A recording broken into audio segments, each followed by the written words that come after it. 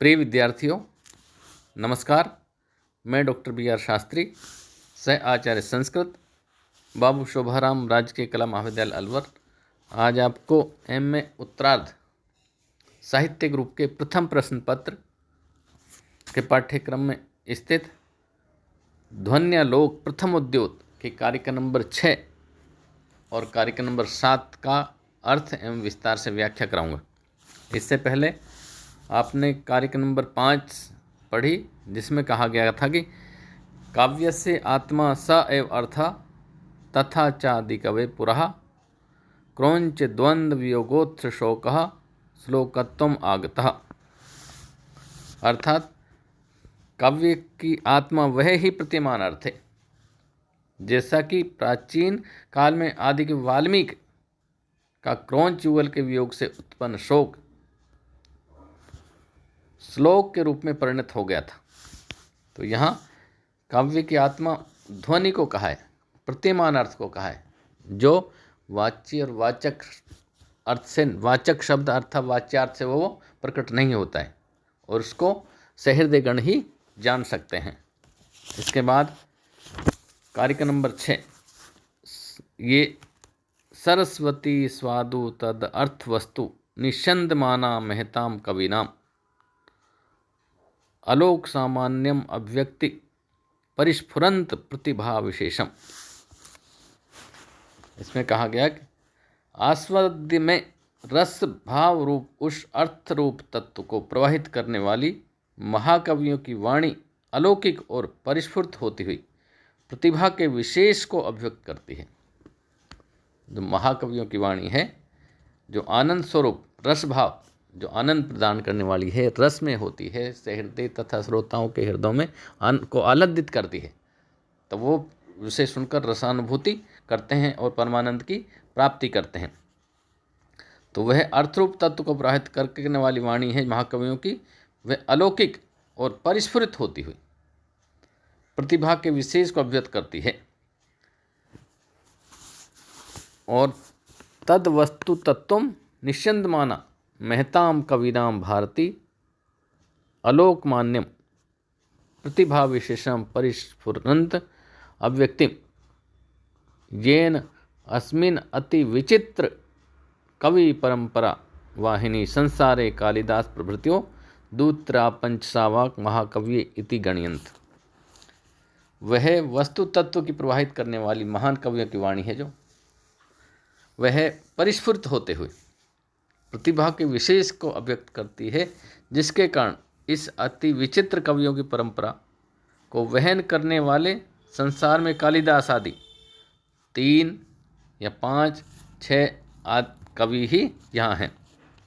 यहाँ पर जो परिस्फुरंत अभिव्यक्त शब्द है, परिस्फुरन शब्द जो आया है, इसका भाव यह है कि सहृदयों में वह प्रतिभा अनुमीयमान नहीं होती, उसका अनुमान नहीं कर सकते, अपितु उसके आवेश से भाषित होती है। नायक, कवि और श्रोता सभी को उसका समान रूप से अनुभव होता है।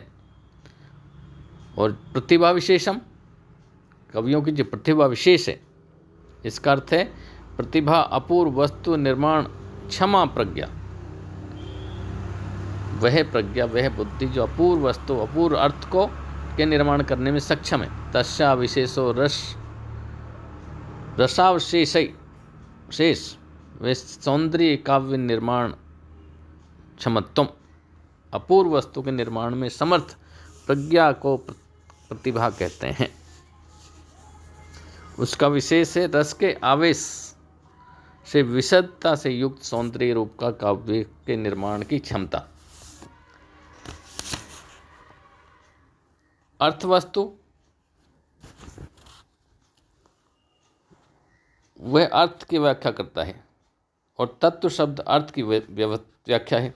भाव यह है कि वस्तु, अलंकार, रसरूप अर्थों में जो तत्व रूप है वह अर्थवस्तु। इसमें जो शब्द है कालिदास प्रभृतियों, कालिदास की महाकवि रूप में प्रशंसा प्राय सभी आलोचकों, समालोचकों और कवियों ने की है। उसका उल्लेख बहुत आदर से किया जाता है। इसलिए कहा, एक सूक्ति प्रचलित है, पुरा कविनाम गणना प्रसंगे कनिष्ठिका अधिष्ठित कालिदासा। अब इसमें प्रतिमान की सत्ता को सिद्ध करने वाला वह दूसरा और प्रमाण से शब्दार्थ शासन ज्ञान मात्रेण एव नैवेद्यते तो केवलम काव्यार्थ तत्वज्ञ एव वेद्यते। कारिका नंबर 7। शब्दार्थ शासन ज्ञान मात्रेण एव न वेद्यते वेद्यते से तो काव्यार्थ तत्वज्ञ एव केवलम।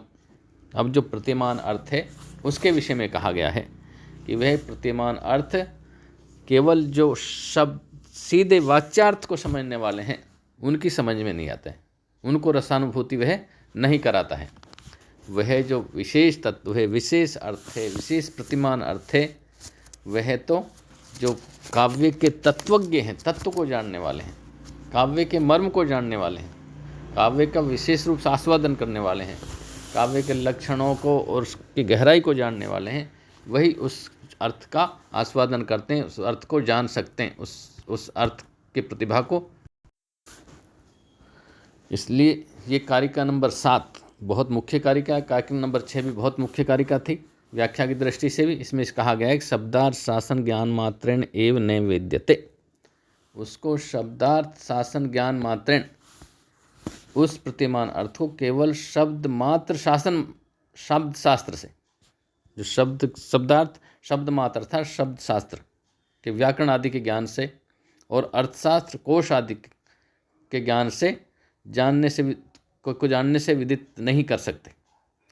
उस प्रतिमान अर्थ को हम व्याकरण के जानकार हो जाएं या कोश ग्रंथों के जानकार हो जाएं, लेकिन उस जो प्रतिमान अर्थ उसको हम महसूस नहीं कर सकते, उसको जान नहीं सकते जब तक कि काव्य के मर्मज्ञ नहीं होंगे।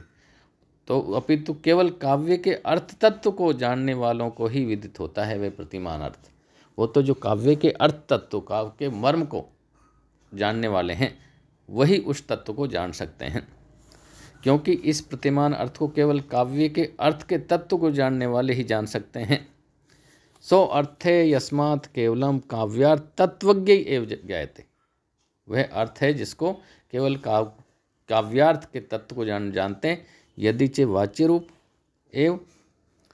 एव अर्थ स्यात्, यदि वाच्य रूप अर्थ होता तद वाच्य वाचक स्वरूप परिज्ञान मात्रेण तत्प्रतीति स्यात्। यदि वे केवल वाच्यार्थ में प्रतीत हो जाता, वाच्यार्थ से वर्ष समझ जाते, तो फिर तो साधारण व्यक्ति वो भी उसको समझ लेता, और वाच्यार्थ से साधारण जो ज्ञान मात्र के लोग हैं, साधन जानने वाले, वो लोग उस अर्थ को समझ जाते। लेकिन से वाच्य वाचक लक्षण मात्र कृतश्रमणाम काव्य तत्वार्थ भावना विमुखानाम स्वर श्रुत्यादि लक्षण इव प्रगीतानाम अप्रगीतानाम गंधर्व लक्षण विदाम अगोचरम एव सामर्थ्य। तो वो तो ऐसे ही है जैसे केवल काव्य के वाच्यार्थ को समझने वाले लोग उस गहन अर्थ को समझ नहीं पाते। जैसे कि कोई व्यक्ति जो संगीत शास्त्र का विशारद नहीं है, वह संगीत के स्वर का उतार चढ़ाव को समझ नहीं पाता है। उसी प्रकार है, जैसे यदि अर्थ वाच्य रूप होता तो वाच्य और वाचक के स्वरूप के ज्ञान से ही उसकी प्रतीति हो जाती, और भी केवल मात्र वाच्य अर्थ एवं वाचक शब्द के लक्षण को जानने में ही परिश्रम करने वाले तथा काव्य के तत्व रूप प्रतिमान अर्थ की भावना से विमुख रहने वाले व्यक्तियों को वह प्रतिमान अर्थ उसी प्रकार अविदित रहता है। जो केवल वाचक और वाच्यार्थ को समझते हैं, वो उससे विमुख रहते हैं, उस अर्थ से, प्रतिमान अर्थ से गहन अर्थ वो समझ नहीं पाते। जिस प्रकार उत्कृष्ट गाने का अभ्यास न करने वाले एवं संगीत शास्त्र के लक्षणों का अध्ययन न करने वाले व्यक्तियों को स्वर श्रुति आदि के रहस्य से वो लोग अविदित रहते हैं, उस रहस्य को जान नहीं सकते। न अप्रगीतानां प्रकृष्टम गीतम गानम येषां ते प्रगीता। इसमें जो शब्द आए अप्रगीतानां प्रकृष्टम गीतम गानम येषां ते प्रगीता, जिनका उत्कृष्ट गायन होता है वो तो प्रगीता, लेकिन नैप्रगीता अप्रगीता, जिनका उत्कृष्ट गान नहीं है वो अप्रगीता, जिनका गाना उत्कृष्ट नहीं है उनको कहा वह है अप्रगीता। इसमें जो शब्द स्वर श्रुत्यादि लक्षणम, स्वर और श्रुति गंधर्व शास्त्र के पारिभाषिक शब्द हैं। स्वर की व्युत्पत्ति स्वते सहकारी कारण निरपेक्षम रंजंती श्रोतुश्चित्तम अनुरक्तम करोति स्वर, ये स्वर का लक्षण है। तो ये थी कार्यक्रम नंबर 6 और 7 जो व्याख्या की दृष्टि से बहुत महत्वपूर्ण है। इसमें ये कहा गया है कार्यक्रम नंबर 7 में मुख्य रूप से कि जो साधारण वाच्यार्थ को समझने वाले लोग हैं, जो काव्य के मर को नहीं समझते, काव्य शास्त्र को जिन्होंने नहीं जाना है, वो इस अर्थ को जानने में समर्थ नहीं होते।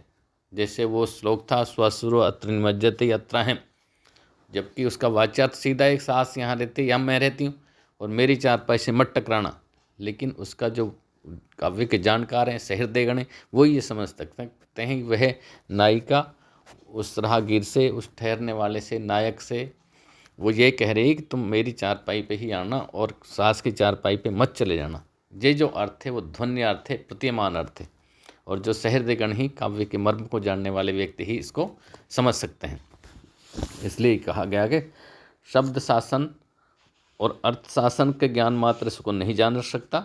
जो काव्य अर्थ तत्व को के जानकार हैं, जो अर्थ को गहराई से जानकार हैं, अर्थ तत्व को जानते हैं, अर्थ के मर्म को जानते हैं, वही इसका आस्वादन करते हैं, वही उस अर्थ को, प्रतिमान अर्थ को जान सकते हैं।